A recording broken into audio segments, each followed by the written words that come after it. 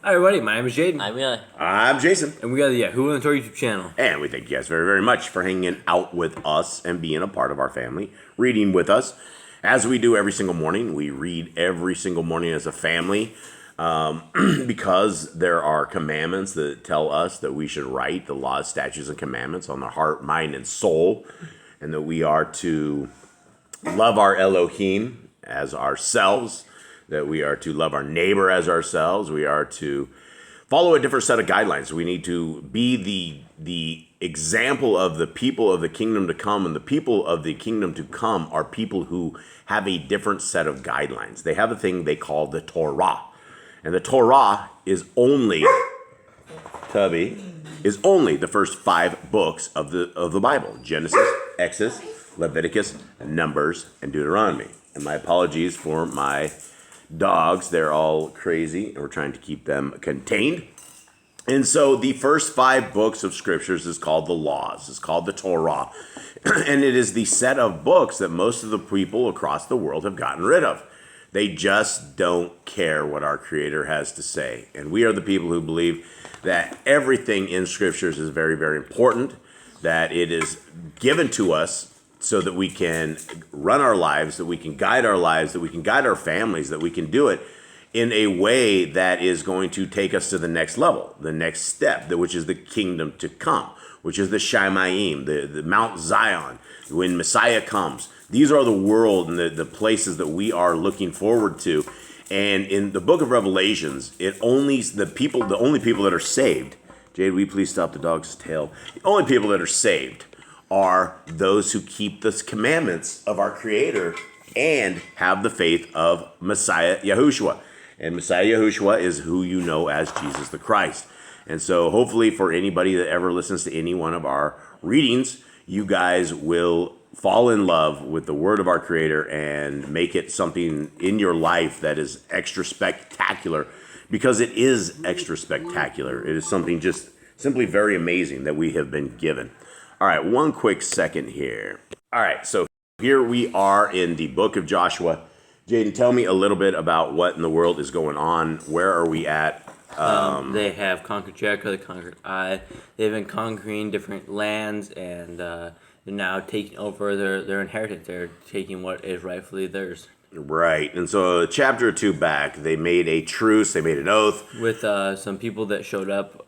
They said they're from a faraway land. They said they didn't want to be destroyed. They said, let's be your servants and let us live. Well, it turns out they were just like really close, like next door neighbors, and so they had to live, and they've been living inside of Israel for forever. They never got swiped off, so they had all these people that were Gentiles hanging out with them, and they broke a bunch of commands about making oaths with the nations and making truces with them and stuff like that. All right, thank you very much. And Mr. Caden has joined us. How you doing, buddy? Good.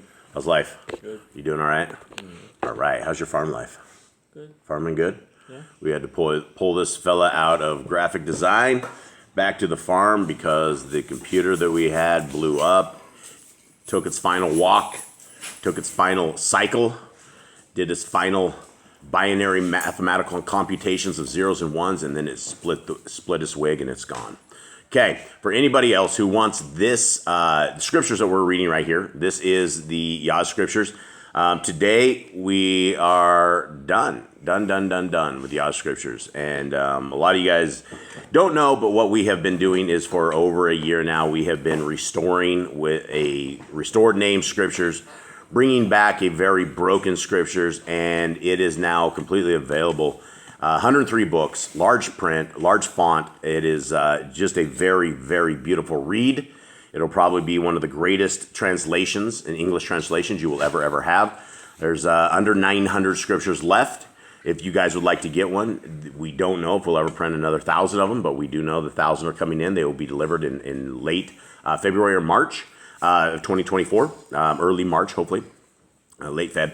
And so they have 3 bookmarks, and it is what we're reading here. And if you guys can't afford that or don't want to afford that, don't need a hard copy, no need to spend extra cash or anything on it. You can go and get a free download right here. The PDF is available. We do hundreds and hundreds and hundreds of downloads every single month from all of these. So lots and lots of people download these, but if you don't read them, it does no good with people downloading them. So guys, please read them and share the awesomeness of the kingdom and the awesomeness of Yah's ways. Okay, here we are, Joshua 10. And it came to be when Adoni-Zedek, sovereign of Jerusalem, heard that YAHOSHUA had captured Ai and had put it under the ban, that he had done to Ai and its sovereign, as he had done to Jericho and its sovereign, and that the inhabitants of Gibeon had made peace with Israel and were in their midst. That they feared greatly, because Gibeon was a great city, as one of the royal cities, because it was greater than Ai, and all its men were mighty. And Adoni-Zedek, sovereign of Jerusalem, sent to Hoham, sovereign of Hebron, and to Purim, sovereign of Yarmouth, and to Yapiah, sovereign of Lachish, and to Deber, sovereign of Eglon, saying, Come up to me and help me, and let us smite Gibeon, for it has made peace with YAHOSHUA and with the children of Israel. So the 5 sovereigns of the Amorites, the sovereign of Jerusalem, the sovereign of Hebron, the sovereign of Yarmouth, the sovereign of Lachish, the sovereign of Eglon, gathered together and went up, they and all their armies, and camped before Gibeon and fought against it. And the men of Gibeon sent to YAHOSHUA at the camp of Gilgal, saying, Do not withdraw your hand from your servants. Come up to us quickly and save us and help us, for all the sovereigns of the Amorites who dwell in the mountains have assembled against us. Okay, this is very interesting, right? Because they were supposed to put all of these people under the ban, and now they have a little tiny place, right? The men of Gibeon, who are now crying to YAHOSHUA to save us, right? These people were all supposed to be dead. All of these people, they were not supposed to be part of people that Yahuwah saved. They were not meant to be. They were slated for death, and it didn't happen. And now YAHOSHUA is having to save them. They just make tough decisions because of his terrible decisions. Yeah. Worse things are happening, right? The entire domino effect of just doing bad has come to full fruition here. Okay, 7. And YAHOSHUA went up from Gilgal, he and all the soldiers with him, and all the mighty brave men. And Yahuwah said to YAHOSHUA, Do not fear them, for I have given them into your hand. Not one of them stands before you. Now imagine that kind of feeling you have when Yahuwah tells him that he's giving you your hand. Like, there's no fear, there's nothing, like you just go do what you need to do, and you know you're going to be all right at the end of it. Absolutely, yeah, and that's the same promise that our Creator has for us as well, if we are willing to be His people.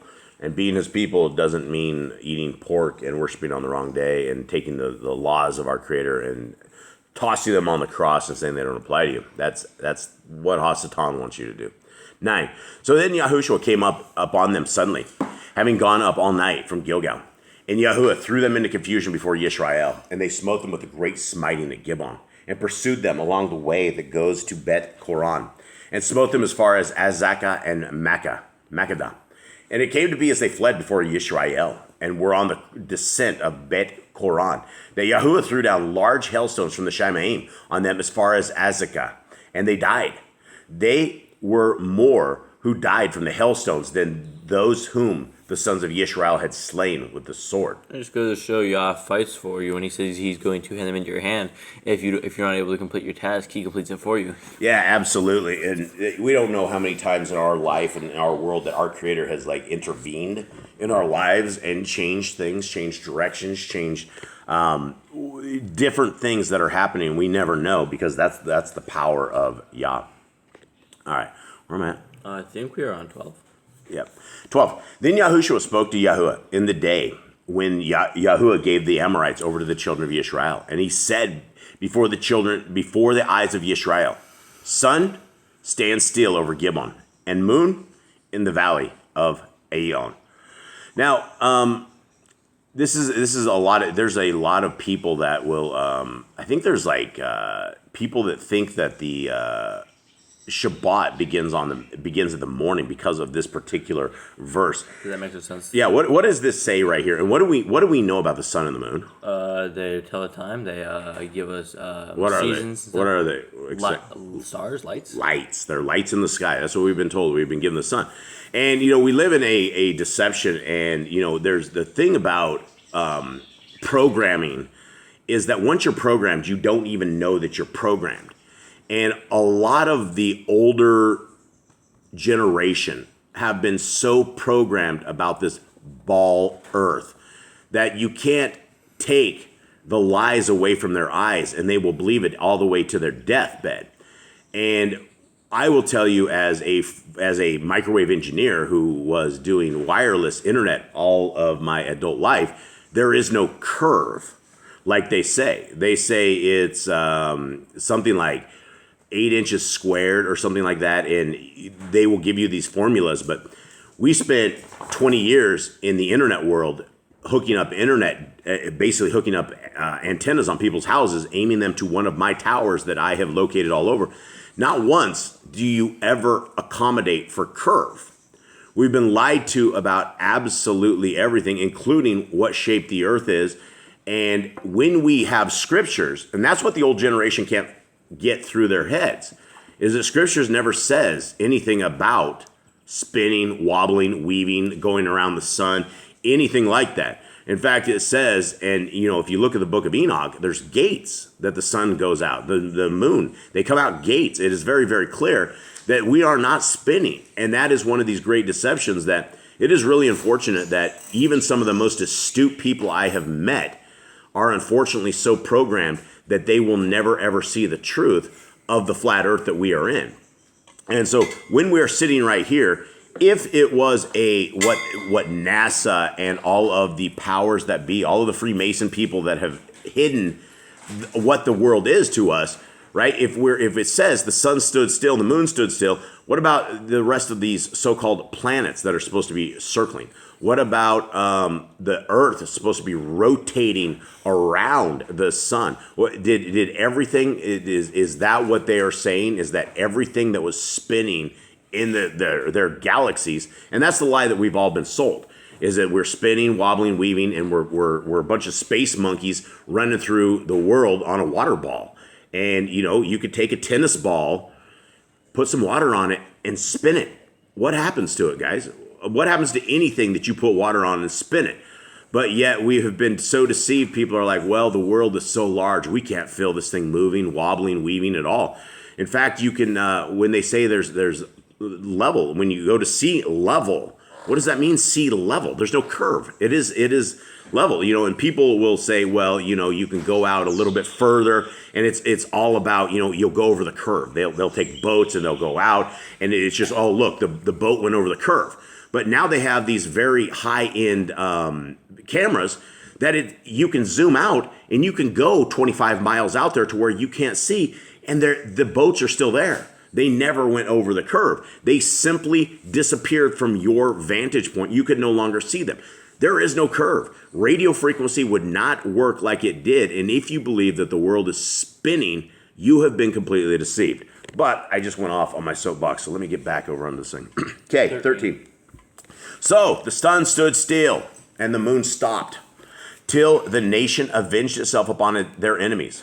Is this not written in the book of Yashar? Thus the sun stopped in the midst of the Shamaim, and did not hasten to go down for an entire day.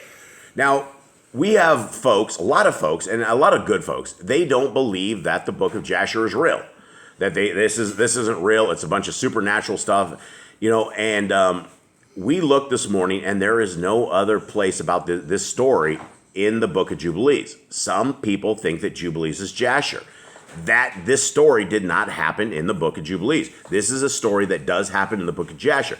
And for those who are critics of the book of Jasher, folks, we are the family that just went through this line by line, character by character. There's 155,000 words. Jasher has enormous amounts of details that you will not find everywhere else, but there's also enormous amounts of details that back up everything else that you've ever read. So when you are dealing with every kind of detail possible in a book, sometimes things might get a little funny. There's might be some stuff that. So we don't want to throw the baby out with the bathwater when it comes down to saying, is the book of Yashar useless? And I think it is a very, very good book. I think it's a historical book. It does not change Torah. It does not change commandments. It doesn't change anything. It just gives us extracurricular understanding of what's going on. Anyone else have anything else on this, the sun stopping? No, but it's gonna be a long day. Everyone's gonna be real tired. I mean, if it stays still for the whole day, no lights are going on, everyone's staying awake. A lot of stuff doesn't function the way it does if the moon doesn't show up. Yeah.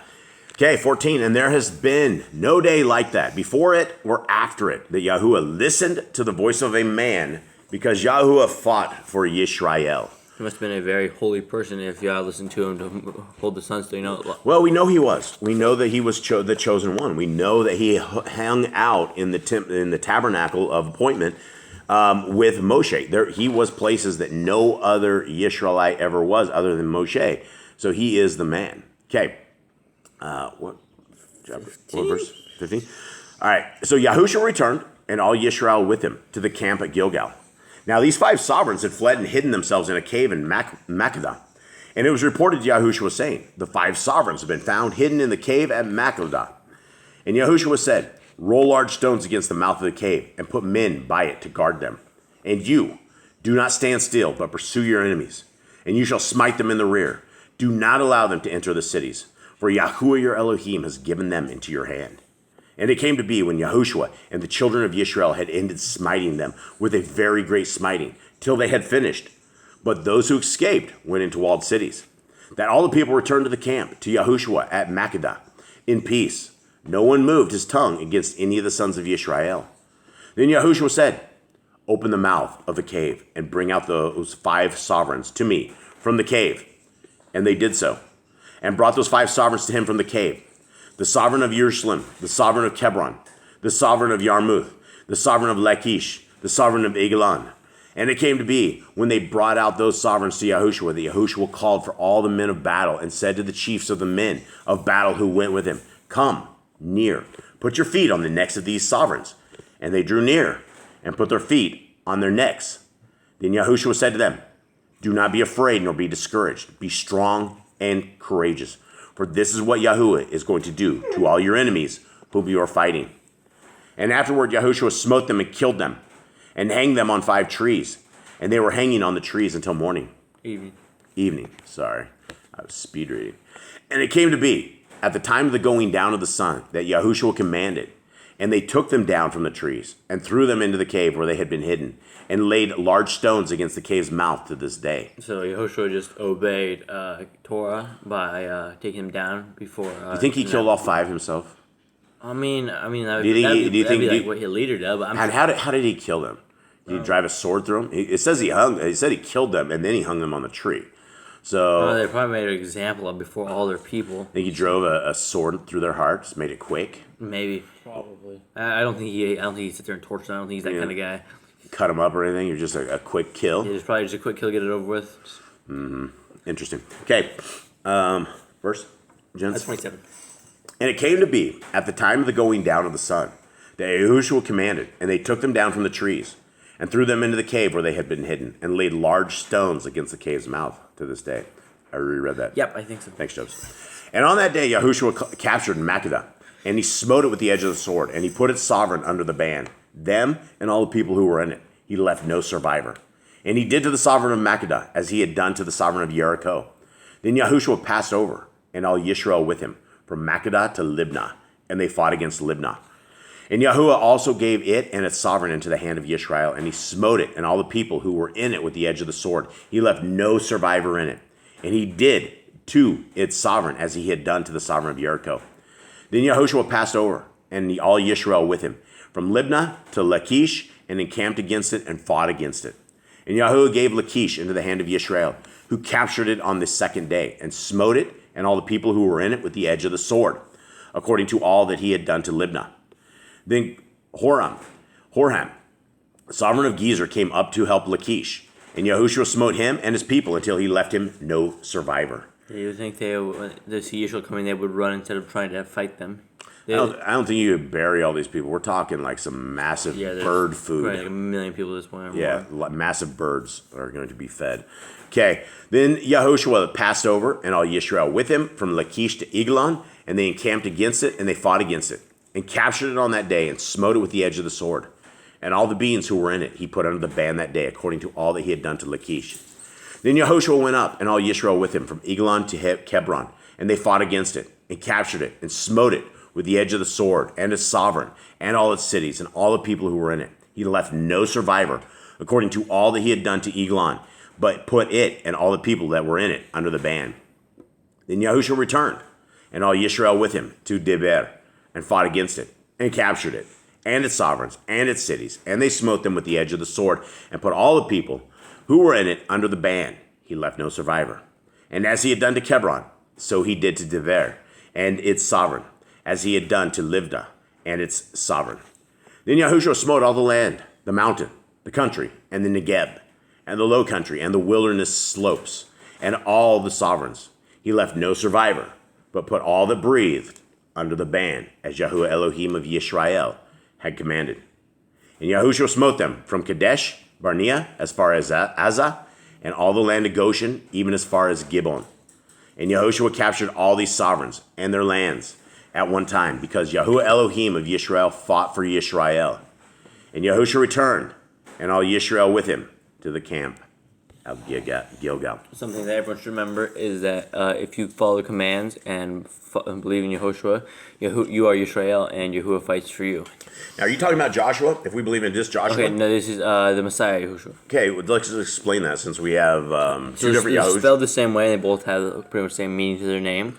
But what does it mean? The Messiah means salvation, or Yah saves. Yah saves, yeah, or salvation. Yeah, and so what was your point on this? That Yahuwah fights for you if you Absolutely. are a commandment keeper. If you become Yisrael, and that's not talking about the people in the pagan land doing evil things. Talking about being commandment obedient and being spiritual Yisrael. Yes, we will give you the testament that the best of the messengers will be put around you if you so ask them, that they will protect you, and that the hand of Yah will be with you through everything. And so, guys, you are not left alone. You have an amazing creator who looked at you prior to ever delivering you into a human body. He looked at your soul, and he knows who you are. He designed you. He made the freckles on your face and your back, and your color of your hair, and the amount of eyebrows and eyelashes and everything. He designed specifically for you, and he knows you, and he loves you, and cares about you. And this is the day. This is the time when we should be into Torah. This is the time. If you have a calling, if you feel like our Creator has been calling you, this is it. And the way to salvation is with our Messiah Yahushua, with keeping the laws, statutes, and commandments. You can't have Messiah Yahushua without the commandments. You can't have the commandments without Messiah Yahushua, because we fall under the curse of the Torah. So we need both, and we have both. And our Creator has given us a way out of here, if only we will be loyal to Him and obey His commands. If we will Shema. All right, guys, have a wonderful day. All right, shalom.